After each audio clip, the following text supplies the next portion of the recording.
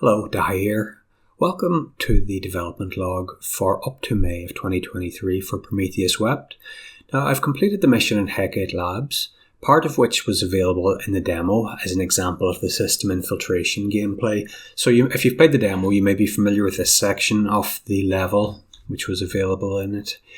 Now, to give you a rundown of some of the things that I've been working on, so I finalised the mission design, then I needed to modify the map to accommodate the design changes of the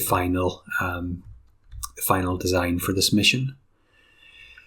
I wrote multiple drafts of the dialogue based encounters, and after finalising the writing, I scripted them or added them to the game and tested them.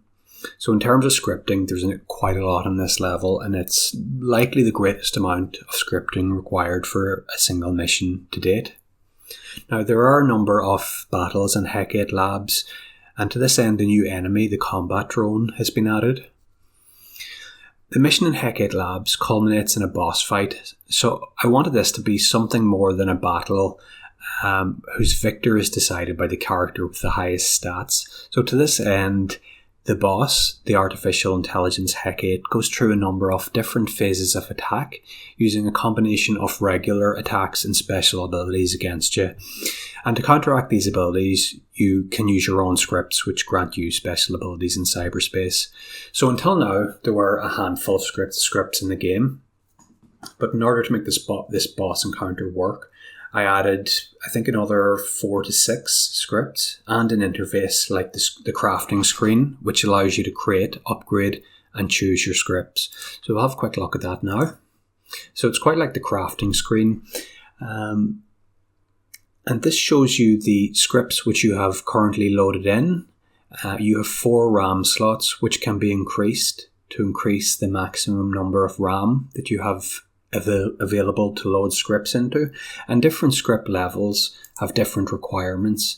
So this requires 45. So memory location 1 passively provides 2 movement AP each turn. It requires 45 computer science to develop.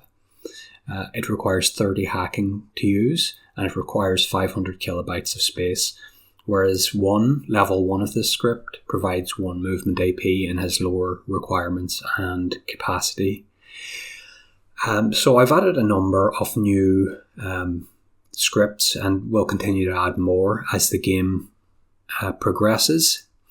So one of the things that took a lot of time here was the fact that the boss encounter can be handled in a number of different ways. So you can opt for a physical attack on the servers on which Hec8 resides. That's these structures here. So you can go in and fight your way through the defences and any other defences which will be deployed, and destroy those servers to destroy Hec8.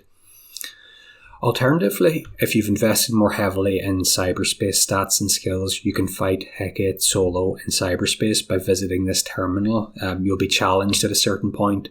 So if you're very strong in cyberspace, that's an option.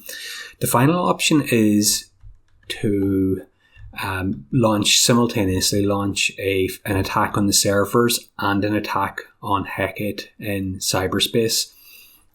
So this will involve the main character going into cyberspace, and then any allies you may have, either trying to knock out these servers. And the 2 battles are interlinked, so damage to the servers will negatively affect Hec8, and any damage to Hec8 will to some extent affect the physical defences on the other side. So it's all very linked in, and there's quite a few options about how you do this. And if you manage to defeat Hec8, you'll have full access to the lab and its research, and you'll gain a unique piece of equipment which grants special abilities in combat. Now, obviously this mission has taken much longer than I expected to develop, and I'd like to thank you for your patience. The last couple of testing focused weeks in particular have been fairly frustrating, but hopefully it'll be worthwhile when you get to play it. So I've already moved on to the food shipment mission. This is the first mission which can be played for 2 sides, that is, supporting either the rebels or the Sunny Pines militia. It's likely to take longer than a regular mission, but I think it'll take significantly less time than this mission here, the Hec8 Labs mission, took. So as always, thanks for tuning in, and feel free to ask any questions or share your thoughts on the game.